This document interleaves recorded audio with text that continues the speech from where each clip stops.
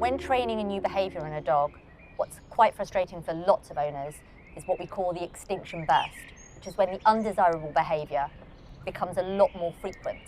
That is literally them testing you and trying to get the response that they have either previously had or that they desire in response to their poor behaviour.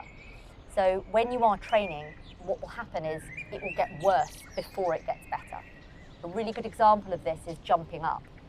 If you have a dog that is continuously jumping up at you and previously you have been pushing it down and telling it no, what you've been doing is you've actually been playing with it. It doesn't see that as negative. It doesn't understand what no is. So the pushing and the shouting is actually quite fun for them.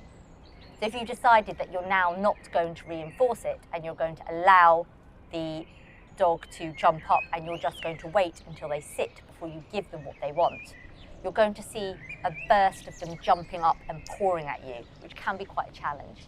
It's why it's so important with something like jumping up, you nip it in the bud when the dog is really, really young.